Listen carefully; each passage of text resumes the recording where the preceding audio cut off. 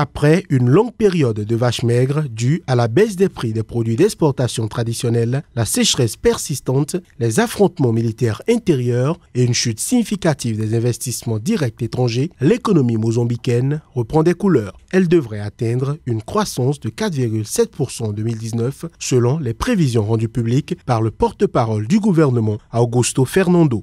Plusieurs facteurs ont motivé ces prévisions, notamment les bonnes performances enregistrées dans les secteurs miniers, halieutiques et agricoles. En effet, ces trois secteurs devraient connaître une croissance significative en 2019 et le taux de croissance le plus élevé de 14% est attendu dans l'industrie minière, suivi par la pêche, 6% et l'agriculture, 5,5%. Par ailleurs, les exportations de produits de base devraient atteindre l'équivalent de 5,1 milliards de dollars en 2019, tandis que les réserves internationales nettes du pays devraient atteindre environ 3,1 milliards de dollars. Rappelons que la Banque africaine de développement avait conclu dans l'édition 2018 de ses perspectives économiques que la reprise de la croissance du PIB, estimée à 4,7% pour 2017 et projetée à 5,3% pour 2018, résultera de l'augmentation des exportations de charbon et de la production agricole.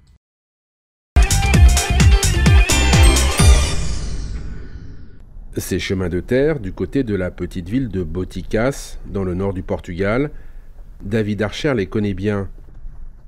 Depuis que des forages géologiques ont révélé la présence de lithium dans la zone, le dirigeant de la société minière australienne Savannah a lancé des travaux de prospection. En 12 mois, ce sont plus de 140 forages qui ont été effectués. Nous pensons que Mina do Barroso est certainement l'une des principales réserves de lithium d'Europe, ce qui pourrait en faire une pièce maîtresse du développement de l'industrie du lithium au Portugal.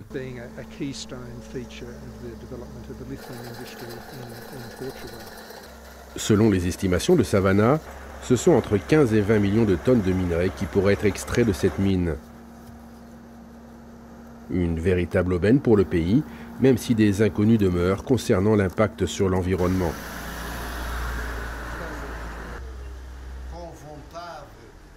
Naturellement, nous n'entraverons pas la bonne marche de ce projet, mais nous attendons le résultat de l'étude environnementale. C'est vraiment cela qui nous dira quoi attendre de cette mine, et notamment par rapport à d'éventuels risques environnementaux. C'est notre grande préoccupation. Au ministère de l'Énergie, la campagne de communication autour du lithium est déjà prête. Vous êtes un investisseur et vous souhaitez vous lancer dans l'exploration minière? Ne cherchez plus. Le Portugal a un excellent potentiel minier pour le lithium avec un rendement très compétitif. Nous souhaitons imposer comme critère à l'attribution des concessions l'existence d'un projet de développement économique pour la région, pour le pays, ayant comme base les ressources existantes sur place. C'est vraiment pour nous l'objectif premier que nous essayons de construire. Depuis 2016, sur les 46 dernières demandes de prospection minière au Portugal, 30 concernaient le lithium, un début prometteur.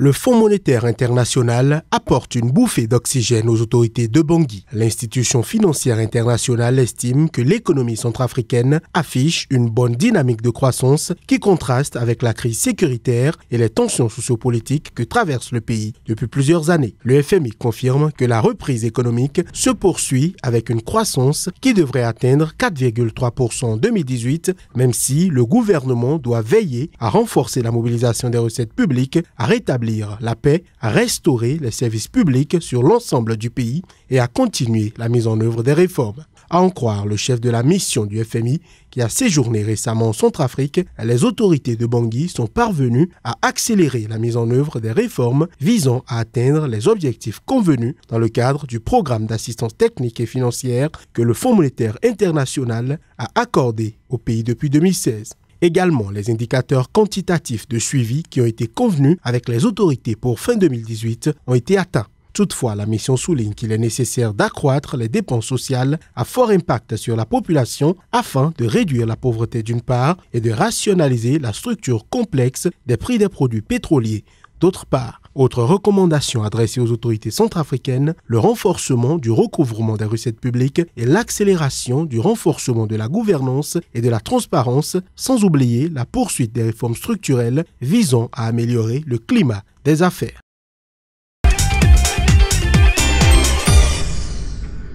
Le Gabon, désormais principal animateur du marché des titres publics de la Banque des États de l'Afrique centrale, BEAC. Libreville a détrôné le Cameroun sur la période allant de mai 2017 à mai 2018. En effet, au titre des bons du Trésor assimilables, le Trésor public du Gabon a été le plus actif sur la dite période, avec 39,9% du volume total émis, soit 455,6 milliards de francs CFA.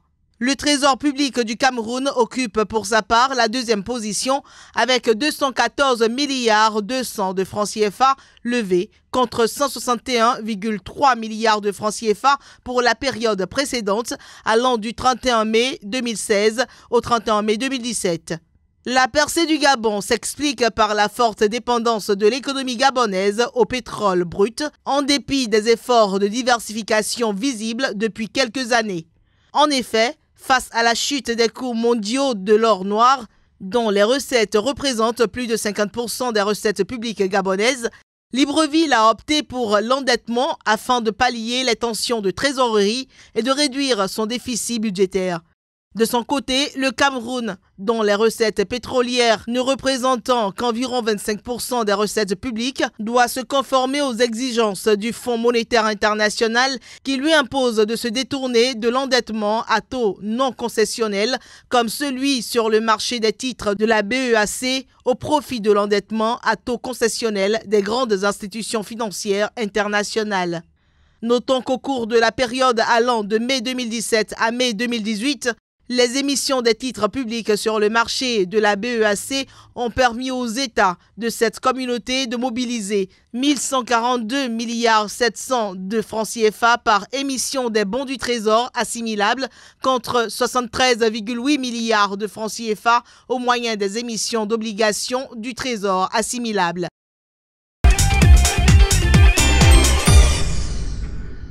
Selon les données rendues publiques par l'Agence nationale de la statistique, le pays plus industrialisé du continent noir est à nouveau dans une récession technique. Il affiche en effet un produit intérieur brut en contraction de 0,7% au deuxième trimestre 2018 après avoir déjà dégringolé de 2,6% au premier trimestre. Nous sommes en récession. Nous avons enregistré une contraction au premier trimestre et maintenant au deuxième avec une baisse de 0,7%, a déclaré le statisticien général de l'Afrique du Sud face à la situation économique du pays. À en croire l'Agence nationale de la statistique, la contraction du PIB au deuxième trimestre découle d'un repli des secteurs de l'agriculture et des transports. La production agricole a chuté de 29,2%, tandis que le secteur des transports a reculé de 4,9%. Parallèlement, la production minière a progressé de 4,9%, tandis que le secteur financier a enregistré une croissance de 1,9%. Fin 2016, l'Afrique du Sud avait déjà connu un épisode de 6 mois de récession technique avant de voir son PIB progresser de 1,3% en 2017. Le président Cyril Ramaphosa, qui a succédé en février au très controversé Jacob Zuma, a promis de relancer l'économie du pays qui se débat depuis plusieurs années avec une croissance atone et insuffisante pour faire fléchir un taux de chômage record de 27,7%.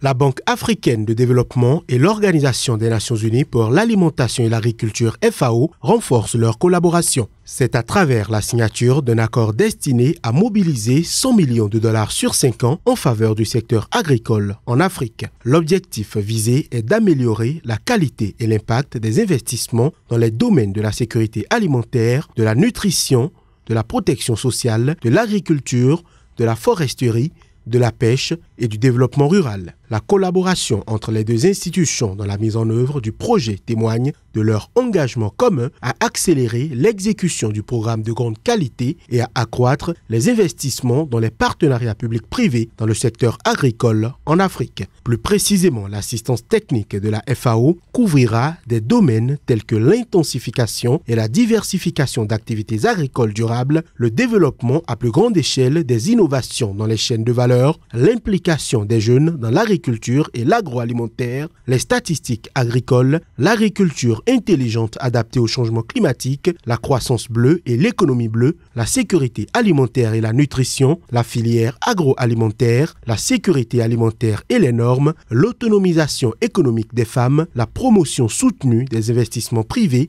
la résilience et la gestion des risques, ainsi que le renforcement des capacités des États en transition. La mise en œuvre du projet va démarrer avec un apport financier initial des deux institutions qui pourrait s'élever jusqu'à 15 millions de dollars.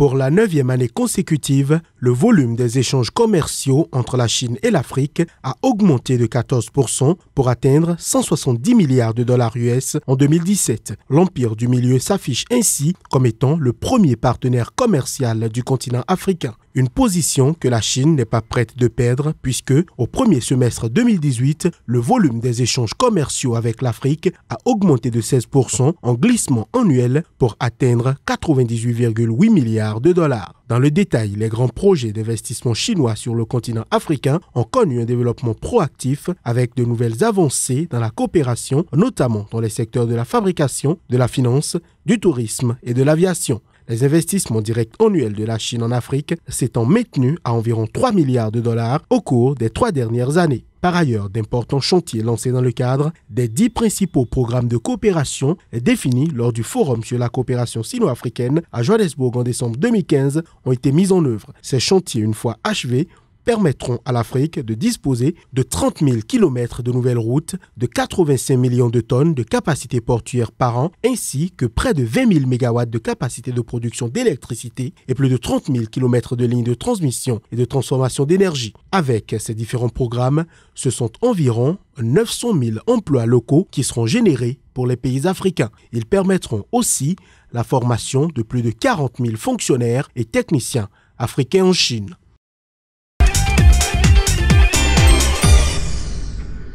Sur la période 2013-2017, le portefeuille de la Banque africaine de développement a quintuplé en Côte d'Ivoire. Ce portefeuille est passé de 152,2 milliards de francs CFA à 802,6 milliards et a essentiellement permis de soutenir le Plan national de développement PND. Plusieurs secteurs ont bénéficié de ces financements, dont celui des infrastructures routières qui a absorbé près de 56% de la cagnotte. Tout ceci a permis à la Côte d'Ivoire d'enregistrer une performance économique remarquable avec en moyenne un taux de croissance de 9% et une hausse du PIB par habitant supérieure à 7% sur la période 2012-2017 dans un contexte marqué par une contraction des cours mondiaux des produits agricoles. Le taux d'investissement public est passé de 2,6% en 2011 à 6,8% en 2017, alors que le taux d'investissement privé atteignait 14,3% en 2017 contre 6,3% en 2011. Des efforts restent toutefois à fournir en vue d'améliorer l'environnement des affaires dans le pays, selon la Banque africaine de développement. En effet, l'institution a noté la faible diversification de l'appareil productif ivoirien ainsi que le manque de ressources longues pour financer les investissements nécessaires à accroître les chaînes de valeur agro-industrielles, toute chose qui limite les chances du pays de rendre sa croissance forte, durable et inclusive.